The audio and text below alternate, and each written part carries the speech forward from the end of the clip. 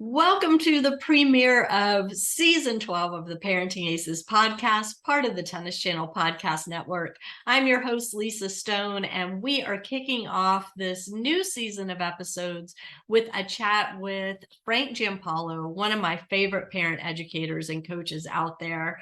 I'm so excited to have Frank on to talk about his new book, but more importantly, to talk about how you as tennis parents can help your child reach their potential, what you can do to make this process more enjoyable for yourself and for your child, and how we can all work together to help our kids reach their dreams and goals. So I'm super excited to have Frank on. Before we start, I just want to give you a quick reminder. If you haven't joined Parenting Aces as a premium member, what are you waiting for? We have all sorts of perks and benefits that you can find if you go to our website, parentingaces.com, and click on the join button on the top right. Also, we've got so much stuff coming up. We're just still working on the podcast calendar for this year, but I'm thrilled with our guest list so far, and we're going to have some amazing conversations happening on the pod. So don't miss it. Set a reminder to check out our new episodes every week. If you don't subscribe already in your favorite podcast app, go ahead and do that now as well. And be sure to always check the show notes on parentingaces.com for any pertinent links and discount codes, et cetera. So for now, happy 2023. Sit back, relax, and enjoy my conversation with Coach Frank Giampaolo. Hey, Frank Giampaolo, it has been a minute since you were on the podcast, but what a great way to kick off season 12. And I'm so excited to have you on. Well, thank you so much. And thanks for all you do for the tennis parents out there. So I think we're finally making some headway with that topic. Yeah, I hope so. And we're going to jump into your new book. And I think the timing is really good for this with the Australian Open underway. And, there's just so much happening in the world of tennis. The new Netflix documentary is out. I don't know if you've had a chance to watch it yet. Have you? Have you watched it? I did. I saw the first episode. And it's just very, very exciting, that tennis is going to become a little more mainstream, I would guess, after this. I hope so. It's been really interesting kind of monitoring the chatter on Twitter and other socials, and just kind of touching base with friends of mine that aren't tennis people to see how they're responding to it. And so far, I've only heard positive things. I think the tennis community tends to be a little judgmental about these types of programs and movies and whatever, but the general public, as you said, it seems to be a nice way to kind of grow the sport and generate some interest. And of course, timing it with the beginning of the Australian Open is brilliant. And sadly for the series, and sadly for the Australian Open, and those of us who are fans, Nick Kyrgios had to pull out. So that's kind of a bummer, since he was the featured player in the first episode. Yeah, that's tough, isn't it? It is. I'm sure he'll come back strong, and it's just fun. It's really fun just to see it all happening right now for our game, and all the racket sports, I think, are going to benefit from it. So let's go. Yeah. It's a win-win for sure. Yeah. All right. Well, so you have been working with tennis parents as not really a parent coach. I mean, you are a tennis coach. You work with some very high-level junior players who've gone on to have fantastic college careers, professional careers, but you've always kind of had this angle of the parent is a really important part of the process here, and therefore the parent needs educating so that we can all work together to help these kids reach their potential, which of course is right in line with what we do here at Parenting Aces. So is it okay if we kind of jump into some questions and really tap into your expertise of 30 years being on the ground with the players and parents? Yeah, that'd be terrific. We'll go for it. And my background is pretty much just, in the trenches. As a coach for about 10, 12 years. And then I did become I did become a tennis parent, and and my daughter did well. She was #1 in the nation and about 250 on the pro tours by 15 years old, and played the US Open a couple times. And so I've seen that angle. And that's kind of why I took this whole approach about, man, somebody has to really try to educate the parents, because they can unknowingly, sabotage this whole process. So yeah, that's why I jumped in. That's been about 15 years ago now, but right.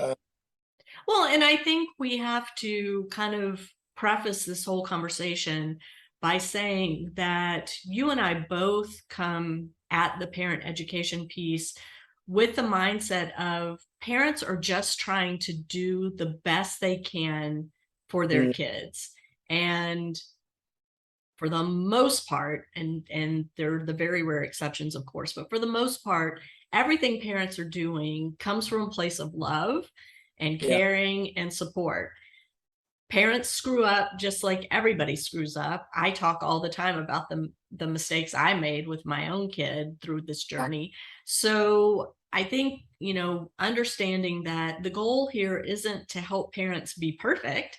It's just to help them really be aware of the impact of their words, their actions, their emotions on their child, and learn how to, maybe make a tiny shift in order to help the process go a little more smoothly. We're not looking for these giant leaps and bounds, but it's small changes that can have big impacts.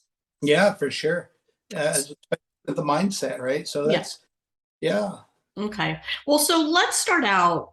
There's a lot of chatter in the youth sports arena about early specialization and multi-sport athletes, and when is the right time to choose your one sport to specialize in. What do you think about that? Or is there a perfect age, or are you looking at stages of development? How do you help families determine what their kids should be involved in and when they need to, kind of shift that focus into one area only? Yeah, great topic. From my end, I think that as coaches and parents, we should avoid trying to say always and never, always do this or never do that. And that's one of the topics here in this situation is everybody's different. Everybody has their own unique pathway. But I found after, 35 years now that it's a little bit detrimental to the athlete to only play tennis from, the age of 4, 5, 6, which we see a lot. There's a lot of overuse injuries. There's even mental, emotional burnout that might come into play. But to me, the athletes that do play basketball, soccer, the type of sports that are where you need quick cognitive processing, where things are changing every second. You got to make quick decisions. And I think that's really big for a tennis player, that their overall athleticism is going to increase a ton if they walked into the sport having some skills, athleticism skills. So that's my take on it, really. Get into a bunch of sports and learn how to be a great athlete. And then tennis is so much easier. And then at what age or stage of development do you advise that it's time to just narrow that focus? Well, if they want to be a high performance tennis player, to me, which is somebody that wants to play college ball, or even maybe has, the dream of being a professional tennis player, if they're high performance, I think 12 or 13 years old is when they probably want to stop playing the other sports. But I know some kids that played other sports till 15 or 16 and they were fine.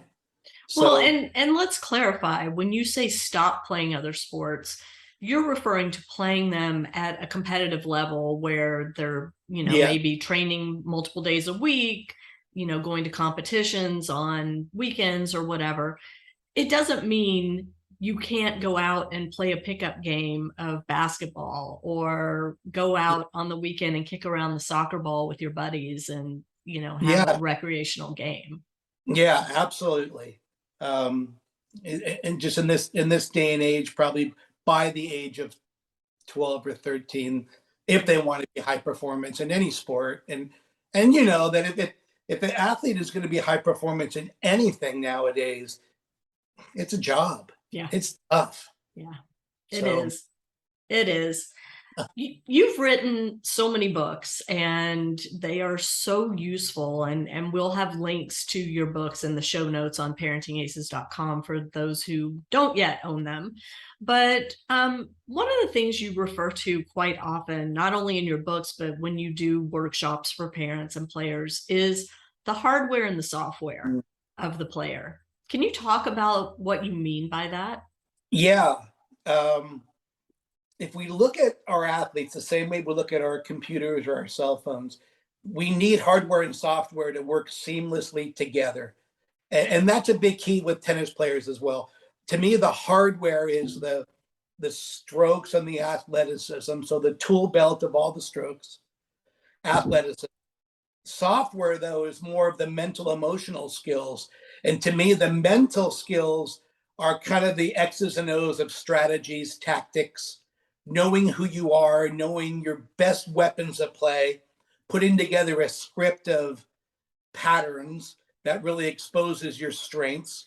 That's huge. A lot of athletes, even high performance athletes, don't really know their best plays and patterns. And so that's the mental game. I think that's important. And then the last component is the emotional side, which is who can handle stress and who can handle things like choking and panicking, which we all do, but there are ways to get over it. Choking, panicking, nervousness, closing out leads, handling cheaters. I mean, that list goes on. And what I've found in the past 20 years is if athletes only work on the hardware, which is what most coaches work on, they're working on just strokes and athleticism, that gets them to a certain level. But now they cannot rise past that level until they start to develop the software skills, which is mental and emotional. So two sides. Yeah. Absolutely. And, it's interesting because we talk about the mental side and the physical side, right? Typically that's the divider.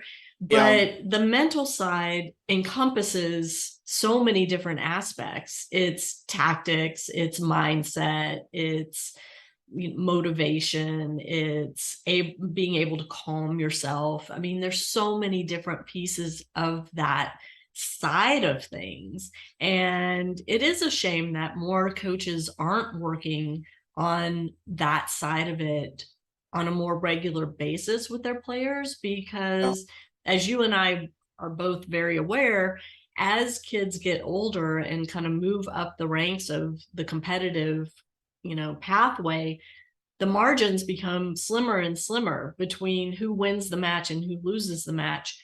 The athleticism is typically there once you reach a certain level. The fitness is there. The stroke production is there. So oftentimes it comes down to that mental side, the tactical piece, the mental toughness piece, the ability to stay in the moment and all of that. So if we get only one message across in this podcast, Frank, I'd really like parents to understand that they need to provide opportunities, whether it's working with a professional or otherwise, for their children to develop these soft skills that go into making a complete player. Yeah, right on, and right on the money. And parents, if I would give some advice too, if the coaches are not working on, the other side, the software side, maybe that's something that you can jump into. Mm-hmm. I mean, a lot of parents maybe don't have the tennis background to teach strokes and athleticism, but they usually understand their child's behavior and how they react. And almost always kids react the same way the parents react. It's modeling from the parents, right? So software is huge. I spend most of my day, every day, working on software with athletes. And we did a lot with just on Zoom. A lot of athletes nowadays, they videotape their matches.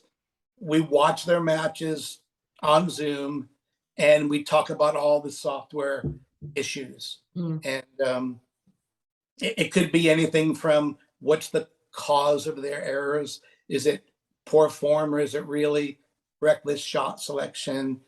It could be in between point routines and rituals, which that's really big. Parents should pay attention to the fact that the hardware, when players are out on the court in a match, a point is maybe 4 or 5 seconds long. So they're doing hardware for 5 seconds. Then they do software they get 20, 25 seconds. Right. Software. And then 5 seconds for the hardware. So it behooves us to work on the software, because this is where all the problem solving and the paying attention, like self-awareness, opponent awareness, or score management, all these issues take place in between. So we have to really think about the match like there's 3 performances. There's the point that they're playing with their patterns. Then there's the in-between point rituals and routines. That's a performance. Mm-hmm. Even when they sit down, they have a performance. They have to hit certain goals when they sit down and do changeovers. So it's all coming around, though. It's becoming very, very popular now with a lot of the college coaches. I just talked to a couple of college coaches this morning, and they're really into teaching the software now. So it's going to trickle down. That's good. That's a good thing. You talked about videotaping matches and watching that. And I know you talk about this a lot, especially in your book, Prepare for Pressure.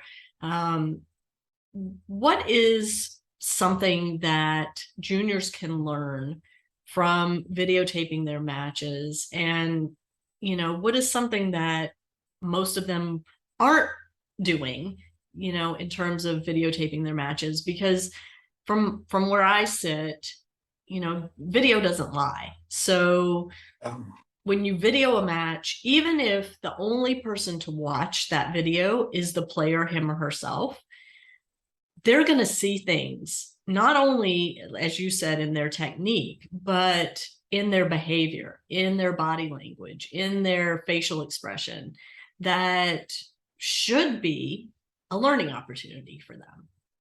Yeah, right on. I think it's important that as parents, we try to motivate the growth mindset, right, instead of a fixed mindset. Sure. That's big. And a lot of kids, they don't even really understand yet how much they could learn and how much they can improve just by watching their matches with a high IQ coach. It's just so meaningful. Their decision making is right there, right at the forefront. And when they take lessons with coaches, like maybe on a Friday, the coach has them do a certain drill, and the coach would say, okay, forehand approach, come in, volley, overhead. And the coach tells them what to do. The coach tells them where to hit. Now they get into a match and they have to make their own decisions. And now all of a sudden, the S hits the fan because they just can't make decisions, really. They're not used to it. Yeah. And reactions. How are they reacting to pressure? How are they reacting to stress? How are they reacting to hardships? That's something that's really important to see, because, it's not just the one point that somebody maybe hooked you on, but it's also how they pulled you into that drama. And now you lost the last 3 games because you're still worried about the past drama. And the old analogy is, do you die when a poisonous snake bites you? And really the answer is no. You die from the poison coursing through your veins for the next 6, 7, 8 hours. That kills you. Right. And the same thing with our kids, right? It's how they linger and how they react. So yeah, I really do like the idea about nowadays. It's so easy. You can do it obviously online like this, and right. Yeah, there's no excuse anymore. I mean, it's not a cost issue anymore. Everybody has a smartphone. All you have to do is stick it up on the fence and hit record. We've talked endlessly with tech companies like Swing Vision and other companies that provide great ways to utilize the video to break it down and things like that. So there really is no excuse anymore. You mentioned, though, Frank, a high IQ coach.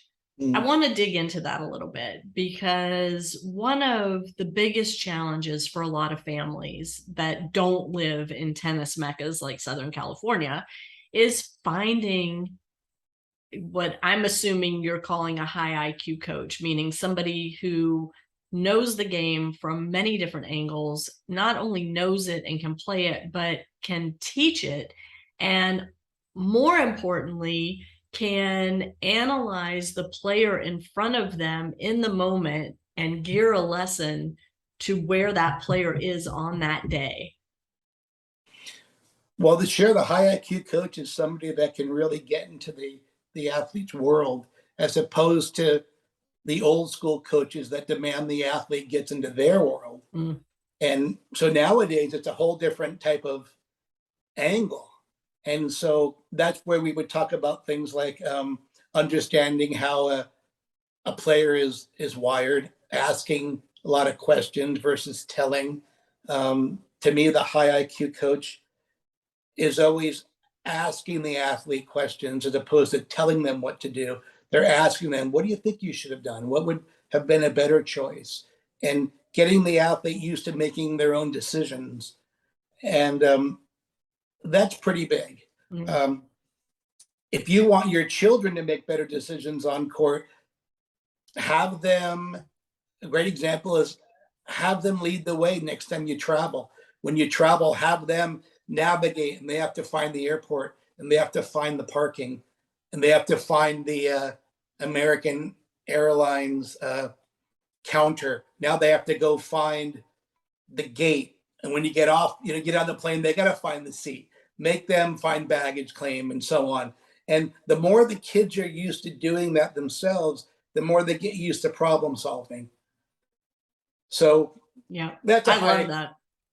The tennis parent, that's a high IQ tennis parent too, is the one that's not always telling you what you're doing wrong, but showing you what you're doing correctly. And that's something that I've heard a lot from different coaches. I'm lucky now in Southern Cal, I get to do the USTA, the high performance, with Paul Anacone, and he's obviously, just a genius coach. And he told the story last week about, I'm going to share his story, but he was top, I think almost top 10 in the world back in the 80s. And then other coaches got involved and they said, now we got to work on all these weaknesses of yours. So instead of him working on his strengths, which was capture the net and get in, he basically let his strengths go for a few months, worked on all the other shots that he didn't have, and his ranking went from 10 to like 38. And so that's something really big with the high IQ coaches, that know the strengths of the athlete and get them to run plays and patterns to expose the strengths. And don't worry about having the complete package, 1,000%, because even the top pros don't. Right. If we talk, even like the players like you were talking about with Kyrgios, we can find maybe mental or emotional flaws, we could say, in his game. We can find stroke mechanical flaws in a lot of the pros on tour. Yeah. But they know how to win with what they have. Yeah. Which is pretty cool. That is very cool. Yeah. You have this other book, The Soft Science of Tennis. Like I said, you've written 1 million books. But one of the things that you talk about in that one is personality profiling. And I've heard you talk about this quite a bit as well. What is personality profiling, and why do you feel this is such an important piece of the junior development puzzle? Well, it helps athletes understand themselves. It helps athletes understand their doubles partners and their coaches. It helps coaches understand how the athletes are wired. It helps parents to even understand how their own kids are wired. Parents think that they really know their kids, but they typically don't until they start to die. That's a terrible thought. Yeah, it is. It is for sure. Yeah. But then you start diving into things like, how is your kid wired? what's his brain type? And we can get into it a little bit if you want to, but let's go through just the basics of like a Myers-Briggs type indicator, because that really pays off when you're starting to get your kids to play solid tennis. Are they more introverted or extroverted? Do they love to be in big groups of people and be in group clinics? Or would they thrive a little bit more maybe in a quiet, private setting? Are they more sensates or intuitives? And sensates are people that want all the facts before they make decisions. Intuitive people want to use their gut instincts and try it first, analyze second. That's big if we're coaching kids. That's what I mean by we have to get into their world. We have to find out how they're wired. Are they more thinkers or feelers? Another category. And thinkers tend to impersonalize situations. They say what's logical and truthful to them, even though it might hurt somebody's feelings. They just say what they feel is the truth, even though it might not be tactful. Feelers are people that want harmony, and they want to get along with everybody. And feelers tend to have a lot of trouble with gamesmanship and cheaters, because they don't understand why somebody would do that, because we're all supposed to be friends out here. And the last category is more judgers and perceivers. And judgers are the kind of personality profile that they want to make a list. Rules and laws apply, and everybody should pay attention to that. Everybody should be doing it correctly. Even if sometimes what I'm doing the USTA, the 10 and under, and you can see a little girl that's 8 years old. We're talking about doing a certain drill, and she can look over 4 courts way over there, and she goes, well, Kelly's not doing it right over there. As a judger, she's paying attention to all that stuff. And the last is perceivers. Perceivers are found in the future. And what I mean by that is, even though they're sitting here in a certain situation with us, their brain is already thinking about what's coming next. So perceivers in tennis typically can get a good 5-2 lead. And now they're already thinking about, where's the trophy going to go in my room? What's my ranking going to go to? What are my friends going to say? What are my parents going to say? And now next thing they know, it's a 5-5 dogfight, because they're not thinking about the patterns in place to win the match. They're already thinking about the trophy and the rankings. And so anyway, I think it's really important, if parents haven't done that, if coaches haven't done it, go online to personality profiling and take some of the free quizzes. Try to figure out how you're wired.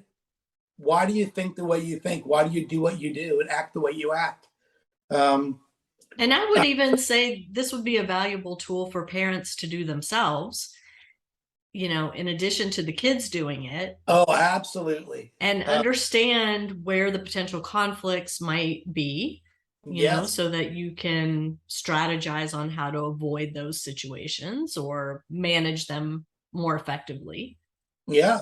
For parents, I think they have to understand that their kids are probably not wired like they are. So they're going to make decisions differently. And it's not like they're being a jerk or they're being, a bad child, but they're just not wired the same way you are. Right. And that's meaningful, I think. For me personally, when I first started doing this with Vic Braden 25 years ago, I went through personality profiling with my father. And I'll give you an example. I'm an extrovert. I love being around people. He's an introvert. He can sit at home in his office all day and be totally happy. He's a sensate. He wants to research everything first. I'm intuitive. So with me, if I see a car that I like, I go, that's cool. I want it in silver. And I go buy that car in silver. And all I care about is, where do I put the gas? And I've had a car now for 6 years. I've never opened the hood. I'm pretty sure there's an engine, but I'm not positive.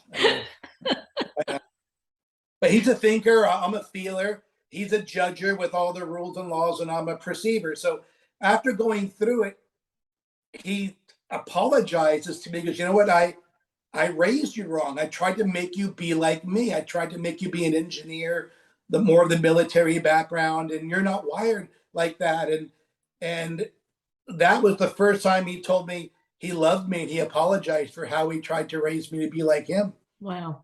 And to me, it's emotional to this day.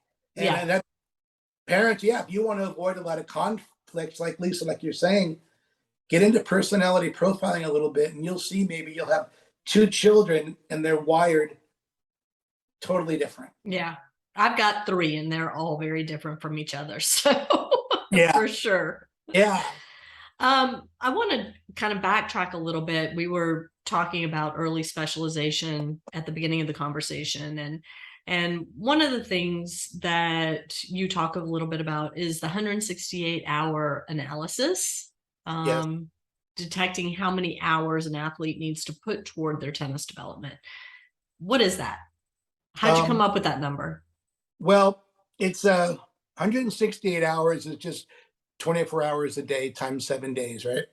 So we all get 168. 168 hours a week is what we all get. And even when I have high performance athletes, I have them start off with a customized evaluation session. This is one of the things, because a lot of the athletes say, man, I don't have time to train. I'm so busy. I'm just swamped. And everybody feels like they are busy. Mm-hmm. So anyway, we take the 168, then we start to subtract some of the important elements of their week. So here's an example, maybe. Let's say an athlete likes to sleep 8 hours a night. So 8 times 7, 56 hours, right? Let's say they go to school from like 7 to 3, 5 days a week. So it's about 30 hours. Homework is about 10. Piano or guitar lessons is about 4. So that comes down to about 100 hours that they really are busy. But now they have 68 hours free. With high performance players, we try to get them to start off training, to me, depending on the age, but as they get a little bit older, it's like 15, 20 hours a week. And a lot of kids, I had a couple of kids just last week, they're training about 10 hours a week and they think they're going to play, D1 tennis. And that's probably not going to cut it, because the foreigners that are getting all the scholarships are playing 30 to 40 hours a week.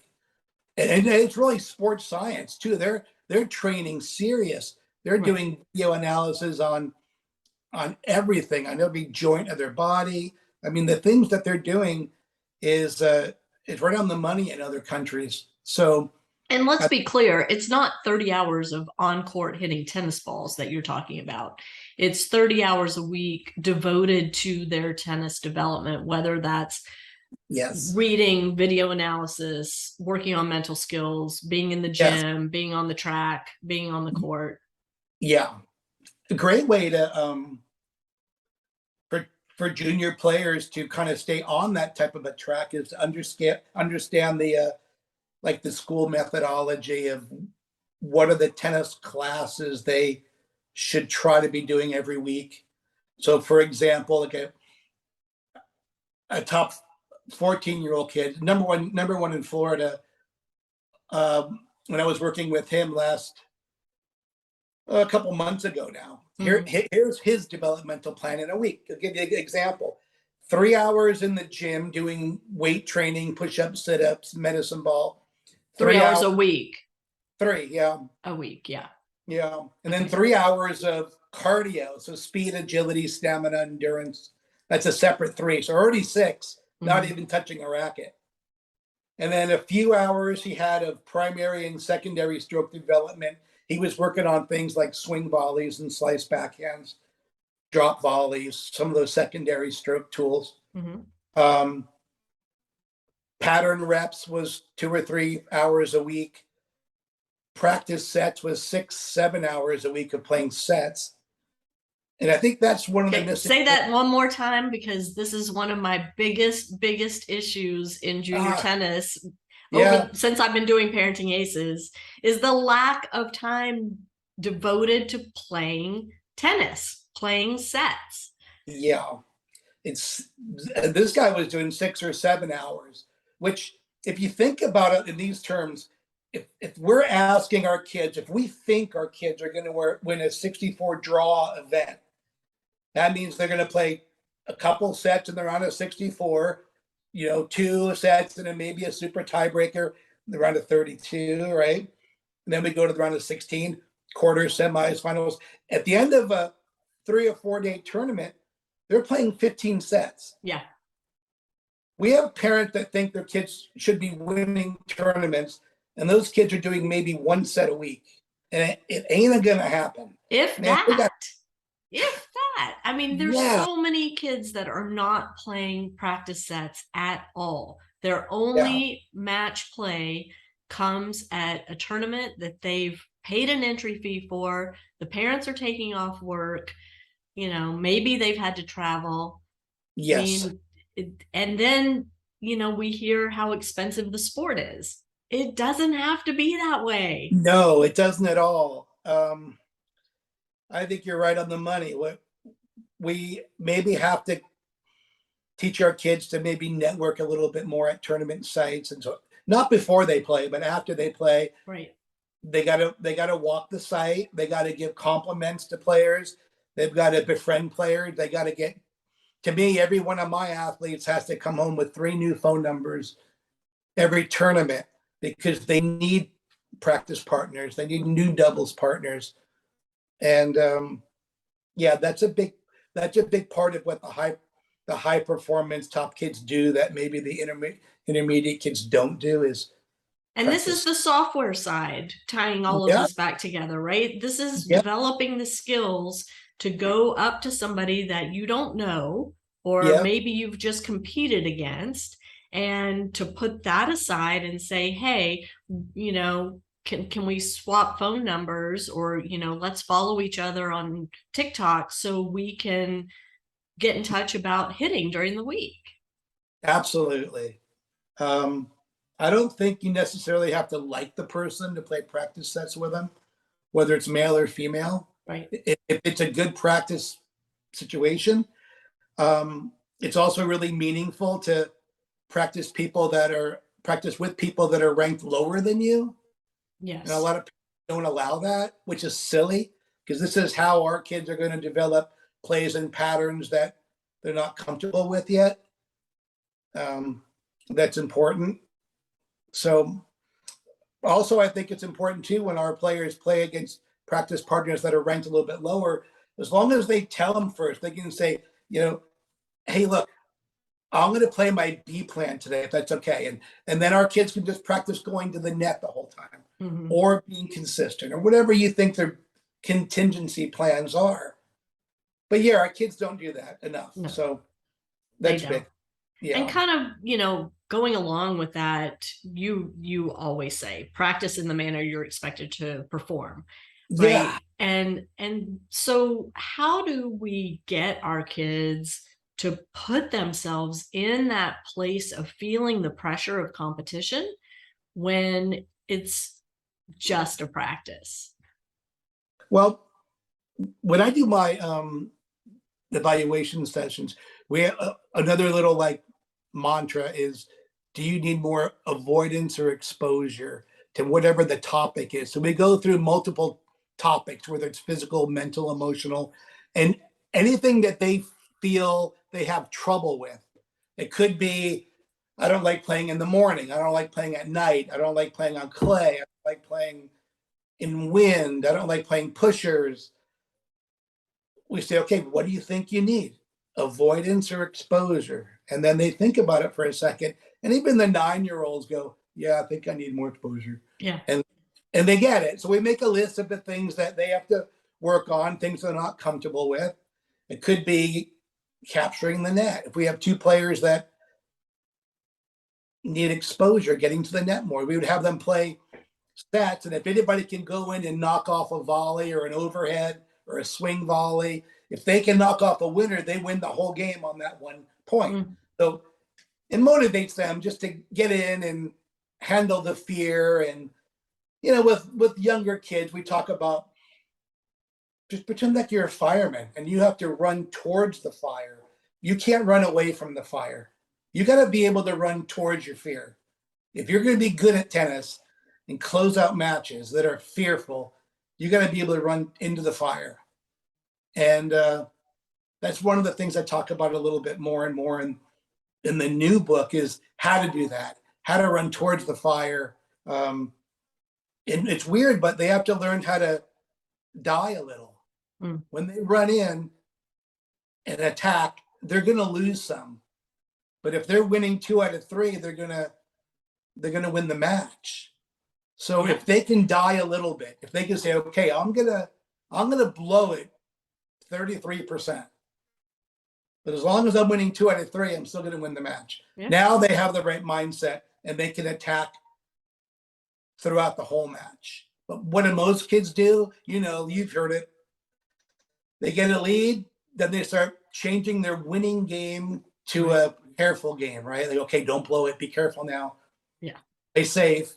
And that's exactly what they play not to lose instead of playing to win. Yeah. Yeah. So running towards winning instead of running away from it, you know. I like but that. It's all part of the mental emotional side. So that's kind of what we're, you know, and that's a big topic now. Yeah. So yeah. Well, you just wrote a whole new book about it, The Psychology of Tennis Parenting. And those of you listening or watching this episode, if you are a free or premium member of Parenting Aces, you received your free ebook in your email inbox this past week. So hope you'll take a look at that. But, you know, there's so many stresses around being a tennis parent. And I mean, you know, we talk about the emotional piece, but also the financial piece, the time part of it. What should parents be focused on in order to help their kids reach their full potential? Well, to me, if we keep that super simple, it's just growth. We want them every week. They want them to be a better player than they were the last week. And so I don't think that it's any one certain topic. Some athletes and their parents, they have to work on nutrition and hydration for a while. The player I was just working with, it's a kind of a little skinny guy, but he's 14 as well. He averages about 1,500 calories intake, but he burns over 3,000 calories a day. Yeah. And this is another Florida player I work with. Tough to put on weight when you're burning more than you're taking in. Yeah, and they're wondering why he's small and he's not putting on any muscle and he's not getting bigger and stronger. So we would actually have him take a picture of every meal before he starts to take a bite, and then he has to take a picture when he's done eating. So sometimes it gets a little bit tricky, but you know, he might order a big plate of spaghetti and meatballs, which looks like a ton of calories. But then we look at the picture afterwards when he's done eating and he only took 4 bites. Like, oh, I'm full. So yeah, what they work on is very customized, right, to each family. Sure. But I think as long as they're improving and growing every week, that's amazing. I mean, if they just improve 1% a week, that's huge. Yeah. Yeah. One of the things that parents can do is just keep making the athlete accountable. They have to be the ones that are packing their own bags, getting their nutrition and hydration ready for practice and for tournaments. They have to be the ones that are regripping their rackets and getting their rackets strung if they don't have their own stringer in their garage. There's so many topics like that. But yeah, for me, that's kind of why I decided that when I work with players, I start with this evaluation package, because we have to really figure out the strengths and weaknesses and the holes in their game. If anytime the parents have issues, though, I think we can pretty much help them along their journey just by identifying what the issues are. And a lot of times with the parents, what they can really do to help is help teach life skills. So the laundry list of life skills, and if you don't know what they are, well, we talk about them a lot in the new book, but perseverance, resiliency, time management, focus ability, all these things are going to help your kids win matches. And parents can help the kids develop all these skills. To me, one of the things I do with the evaluation is they have to self-grade from 1 to 10, 20 life skills like that. Anything they grade as 6 or less, they have to Google that term, write out their own definition of what it means to them and how they're going to improve it. And so we have the kids work on software, life skills. positive character traits, a moral compass for some families. Right. You know how it is. Sometimes with the juniors, they're cheating out there and they're really displaying pretty poor, gamesmanship. But once you get deeply into it, they do it because they're scared of their parents. And it happens a lot. They go, I'm going to get screamed out for 4 hours if I lose this match. So that's why they developed that type of gamesmanship. There was a Russian girl I remember talking to when I was at an ITF on St. Vincent. This is a year or so ago. She says if she doesn't win, she gets kicked off the Russian team, the traveling team, and she has to go home and live in a 1-bedroom apartment with like 6 brothers and sisters. So wow. Yeah, so once we get into their world, it's difficult for some of those people. That's a good life lesson too with parents is if people are being mean, we have to get into their world a little bit and figure out why. Yeah. So, what's going on behind the scenes that we don't that's don't know and understand for sure. Yeah. So from the parent side of things, I mean, we all know it's difficult to be a tennis parent. It's difficult to be a parent, period. But when you have a child who is pursuing a dream, pursuing a passion at a high level, the stress is just enormous. And again, it's time stress, it's financial stress, it's interpersonal stress. How do we help parents kind of take a step back? I mean, this has kind of been what I've been working on for the past almost 13 years, helping the parents take a step back, take a breath, and separate themselves from what their child is working toward, what their child is doing on a day-to-day basis. And like you said, hold the children accountable for the work that needs to be done. Don't take that on yourself as a parent. Yes. Well, I think people that are in the sport and know tennis parents, we know that if we want the kids to be more than hobbyists, for me, a hobbyist is like a junior that plays high school, which is great. I love it when players do that. I don't think that being a high performance top college player or pro, I don't think that's a great life for most people. Right. That life it's horrible. It's so difficult. Unless you're top, 50 in the world, then of course it's all the glamour. But I think as parents, though, we have to understand that if we want our kids to be high performance, we have to be more than hobbyists as well. We have to understand the system. We can't be hobbyist tennis parents and occasionally dabble, have the kid take 1 lesson a week and then a clinic a week and then assume the kid's going to be a pro on the tour. I think we got to do a little reality check, and the parents have to be high performance tennis parents as well. That doesn't mean, though, I want to just clarify, that doesn't mean taking over everything. That doesn't mean inserting yourself in every aspect of your child's tennis life. It means understanding your role, staying in your lane, and doing your job at a high level. Yeah. I think managing the athlete and the entourage of coaches, the best managers, they don't micromanage. Right. They're not hanging on the fence when their kid's doing a tennis lesson. And that's important. Stay in the car. Let the kid take the lesson with the coach. If you're a tennis parent that loves to watch tournament play, take notes, do some charting, do stats, but don't get in the car after the match and start to berate your child about all the things he didn't do correctly. Just send all your notes to the coach. Say, hey, when you have time, here's some of the observations that I saw. And I think that would be really meaningful. I don't think parents understand too that there's something called channel capacity, where the human brain can't solve 2 complicated tasks simultaneously. So we see it all the time. The coach might be working on the ball toss of a serve with an athlete, and the parents hanging on the fence saying, what about his knee bend? He's not doing his pinpoint. His left hand's not tucking in. And all of a sudden the child wants to please the parent and listen to them, but also wants to work on what the coach is working on. Right. And now the whole lesson is sabotaged because now the child can't do two things simultaneously. It's very tough to do, to focus on two things like that. Sure.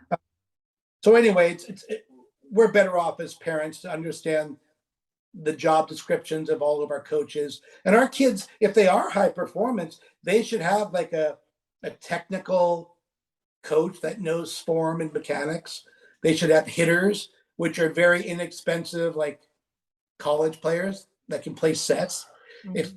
If you have trouble getting match play for your children, but they're in academies and clinics a lot, take the $25 an hour that you're paying the academy for the kids to just rally cross court back and forth all day.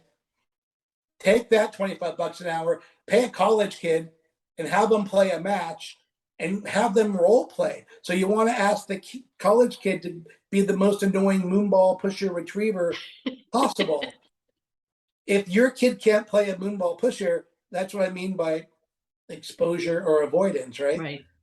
And so, yeah, there's a lot of ways to navigate smarter. And I think that's why educating the parents is really meaningful, that they can save so much money and so much time, and they can save so many tears if they know what they're doing. Yeah, absolutely. All right, we're down to our last few minutes, and we're going to do a little quick Q&A thing. Okay. All right. So you're going to give me your preference for, I'm going to give you 2 words, and you're going to give me your preference and tell me why you chose that thing. Okay, let's go. All right. First one, avoidance versus exposure. Okay, yeah, good. So I know we talked about that a little bit earlier. Yeah, figure out anything that your children don't want to do in the realms of competitive tennis, and then they need more exposure. So that would be a mantra for the parents. Do you need more avoidance or exposure? Yeah, love it. Performance goals or outcome goals? They're both important, but I think performance goals are even more important. So that would be things like, if it's a match play performance, simple, serve to the opponent's weaker side. Like a stack, we know that 70% of most winners comes off the player's forehand. So maybe not serving a second serve to their forehand, that could be a wonderful performance goal. Yeah. It's hard to do though, isn't it? Yeah. Yeah. Rivals, good or bad? Great. Even better than good. Great. You need rivals. I think it's hugely important. And you don't need to make them your enemy. If you kind of remember back at the Laver Cup with Rafa and Roger Federer crying together. Yeah. Major rivals, pushed each other like mad, but you don't have to hate each other. Yeah. Love that. What's more painful, changing or losing? For most athletes nowadays, it's changing. Change is way more powerful. They would rather keep on doing things their old way and avoidance, sweep it under the rug, don't fix things, go back to just rallying to each other, avoidance. They'd rather do that, and they're okay with losing some matches. And so, yeah, I think it's big that we have to get people to realize that change is the most important thing that they have to work on. Necessary, for sure. Yeah. All right, with Australian Open underway, watching tennis on TV, good or bad? Very good. Especially if you can kind of identify topics, like look at one athlete's feet, watch their tennis shoes, count the number of steps they take in between like every point and during every point, count the steps. And then when you watch your own video, count your steps. And it's amazing the difference. Even I just had a coach friend of mine send a video of Rafa on the practice court at the Australian Open a couple of days ago. And he is moving his feet like a madman. He's unreal. Yeah.